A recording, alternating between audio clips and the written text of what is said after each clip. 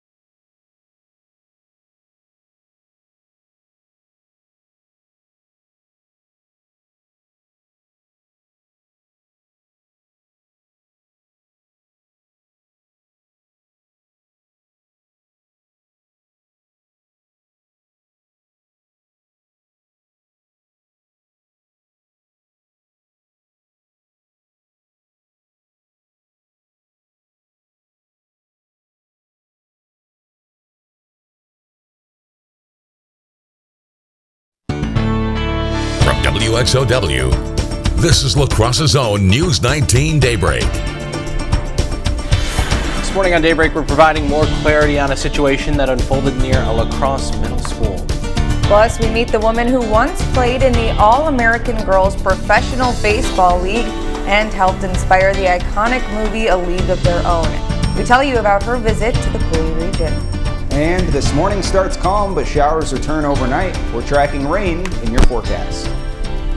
Good morning. It's 4:30. I'm Mike Biermeister. I'm Carly Swisher. And I'm Kyle Weiss. It's Thursday, May 4th. Certainly yesterday was patio weather, so let's hope that kind of continues into today, especially for May 4th. May the 4th be with you. Yeah, exactly. The 4th is going to be strong with us today. As we're going to see a little bit of sunshine, just like we saw yesterday. The big difference is it's going to be a little bit warmer, and we can even see some rain showers working their way into our evening, mainly into our overnight forecast. Right now over La Crosse, 47 degrees, much warmer than what we were at this start of our day about 24 hours ago. That's thanks to some of these south-southeasterly winds, mainly ranging about 5-15 miles per hour, holding on to about 9 miles per hour right now. We have a clear sky overhead, not much visibility issues either, holding on to about 10 plus miles there. And for our river stage at 13.17 feet and still falling. So once we get below 13 feet, we'll be back into a minor flood stage. For our bus stop forecast, temperatures in the 30s and 40s and mostly sunny sky to start our day. But as we get into the afternoon, a few more clouds coming back into our forecast. Very similar to yesterday. Highs are going to be into the 70s under a partly cloudy sky. And you can see as we look at satellite and radar, we have a good bit of clearing towards the central portions of the Coulee region, but up to our north, even over to our east, we have a few light greens for some rain showers, most fizzling out. That'll be the case throughout most of our day today, at least until we head towards our overnight. I'm tracking those rain showers in my full forecast. All right, thanks for that, Kyle. Well, we begin overseas. More questions than answers this morning after an apparent drone strike on the Kremlin in Moscow. The Russians claim it was Ukraine targeting Vladimir Putin, but military analysts are not convinced. ABC's Justin Finch has the details. Early this morning, air raid sirens blared throughout Ukraine's capital Kyiv for more than 3 hours.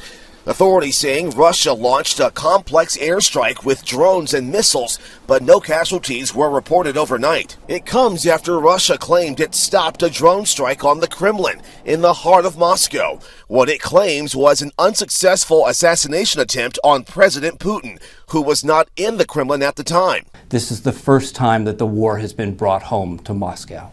Video posted by Russian state media shows the first drone yesterday morning. 16 minutes later, a second drone explodes as it approaches the Russian flag. If in fact this does turn out to be a Ukrainian attack, it likely was not an assassination attempt. The amount of ordnance, the explosive on those drones is too small. They wanted the symbolic victory of attacking the Kremlin. When it comes to who's responsible, experts say there are several possibilities. A resistance group within Russia, a so-called false flag operation by Putin's government to justify more attacks on Ukraine, or a warning shot from Ukrainian forces, which President Zelensky fiercely denied yesterday. We don't attack Putin or Moscow. We fight on our territory. In Washington, after a closed-door briefing with the director of the CIA, Senator Mark Warner said there's no indication yet that Ukraine is behind the drone strike. The committee expressed whatever intel we get, we need to hear it as soon as possible from the agency director. Meanwhile, as Ukraine prepares for a possible spring counteroffensive, the Biden administration today is announcing another $300 million in military aid. Justin Finch, ABC News, Washington. The suspect in a mass shooting at an Atlanta medical center is now in custody. Following an hours-long search, authorities apprehended 24-year-old Dion Patterson, who they say opened fire just after noon on Wednesday in the waiting room of a Northside hospital. The suspect is accused of killing a 39-year-old woman and injuring 4 others before fleeing in a stolen vehicle. The vehicle was identified by a traffic cam. Patterson was arrested in a condo complex near the Atlanta Braves Stadium. A source with Atlanta PD told CNN Patterson's mother says the Coast Guard veteran was seeking new treatment after being dissatisfied with care from the Department of Veterans Affairs. Frantic moments just after Wednesday morning's rush hour when someone shot a driver on the highway in Milwaukee. We get the report of a person shot 145 southbound at about 76. The Milwaukee County Sheriff's Office says a 40-year-old man suffered a deadly gunshot wound fired by a person in another car. A 42-year-old woman in the victim's vehicle was not hurt, and according to our Milwaukee affiliate, told witnesses it was a road rage incident. Some of those bystanders, including a nurse, rushed to help, but ultimately could not save the victim's life. It's awful, and I'm sorry that I was successful. I tried my best. I didn't leave them. The sheriff's office is investigating as they're still searching for a suspect. Viterbo University is sharing more about the student whose death prompted a large police presence near Lincoln Middle School Wednesday morning. La Crosse police responded to the incident near the school located on 9th and Division. Some of the middle school students witnessed what we have since learned was a suicide, and school officials say they are making counseling available to those who need it. As a policy, we do not typically report on suicides, but the family of Javon Kunkel shared that they want the community to know that he died by suicide, encouraging anyone struggling to seek support. President Rick Tritley goes on to say that Javon was in the Master of Arts and Servant Leadership program and a member of the track team, and extends its deepest sympathy to his friends, family, and colleagues. And if you or someone you know is struggling, we want you to know that you are not alone. We do have resources available on our website at WXOW under the Mental Health Crisis tab. New data from the La Crosse County Health Department says that 1 in 5 high school students have reported that they've consumed alcohol. In efforts to help prevent alcohol sales to kids, the health department has teamed up with the La Crosse Police Department and Alliance to Heal to issue compliance checks to area bars and stores. The La Crosse Police Department will send in an 18 to 20-year-old volunteer to try and purchase alcohol. The County Health Department points towards the increase of mental health challenges in today's youth that leads to drinking. But unfortunately, what we hear from kids is that they're using alcohol indifferently now. And so it used to be that kids would go and party, but now they're using it to numb their feelings. Bars or stores that are caught selling to underage patrons will result in a fine to the clerk or bartender. A notice will also be sent to the license holder as well. A new proposed bill in Wisconsin could allow kids as young as 14 to serve alcohol in restaurants. Republican Senator Rob Staffholz introduced the bill this week. He says reducing the age limit for serving alcohol to 14 is a, quote, simple solution for workforce shortage complications in the restaurant industry. Critics, like a representative from Mothers Against Drunk Driving, say the proposal raises more questions than it solves. Doesn't pass any type of logical test. It's not logical to allow 14-year-olds to sell alcohol in some shape or form. I mean, there's other ways to address the workforce issue. The bill clarifies the server would only be allowed to serve seated customers, not those sitting at the bar. It also requires a licensed operator to supervise them. But even a restaurant owner says she feels there isn't enough clarity. But my main concern would be someone over-serving someone or a child having to make that kind of a decision that they wouldn't be prepared to make. Lawmakers have until the end of the week to sign on to the bill. It will then have to make its way through both houses of the state legislature before going to Governor Evers for approval. More teens are getting wired into possible future careers before leaving high school. The Department of Workforce Development says interest in youth apprenticeships is skyrocketing. The Youth Apprenticeship Program allows them to use those skills in the real world before they even graduate. It's a program that's been blowing up across the state, with the Department of Workforce Development reporting record interest. Hands-on attempt to work on more things outside of school, because you're limited in school here. I think students really want to work. I think that they want to see what potential looks like, what their potential future looks like, and explore different opportunities. Organizers say there's a benefit for local employers too, especially as the demand for workers grows. The program currently offers pathways in the fields of manufacturing, health, science, and more, with new options on the way. Well, coming up after the break, we're looking at the sustainable practices happening right now on Wisconsin dairy farms. Plus, her experiences playing baseball helped create the film A League of Their Own. We take you to this special visit from a legend on the diamond.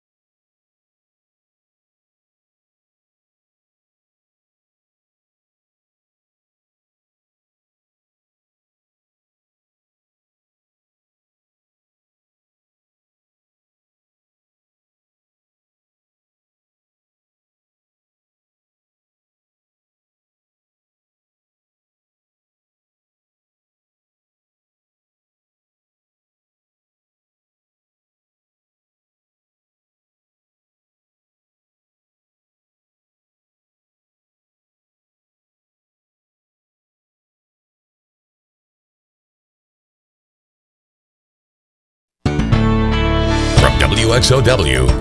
This is La Crosse's own News 19 Daybreak. Well, this morning we're looking at ways of having a more sustainable summer, and we're getting some tips from an unexpected recycling expert, the Dairy Cow. Here to tell us a little bit more this morning is Wisconsin's 75th Allison Dairyland. We have Taylor Schaefer here. Good morning, Taylor. Thanks for having me. Good morning. Thanks for being here, and we have some nice little displays going on. We're talking about dairy farms and cows and how they're helping us out. So how are they, Taylor? I always like to say that every day is Earth Day for our farmers. They're always looking to find new ways to be more sustainable. And one of the things that we really can do on the farm is look at what we can feed our cattle. Some new ideas, or even feeding them forages that humans can't consume. So cattle actually like to graze on land that's really not suitable for other crops. So that is a great example. But byproducts are as well. So I have distillers grains over there, and then also some cottonseed from manufacturers. And those are just two examples of byproducts that would otherwise end up in a landfill, but instead can be fed to our dairy cattle and really become a very integral part of a total mixed ration, or TMR. So that's what we like to call that total ration that they get every single day, something that provides a really well-balanced diet for our dairy cows. And how do farmers know what to feed their dairy cows exactly? Farmers really work with experts like nutritionists and even veterinarians to always make sure that their animals are happy and healthy.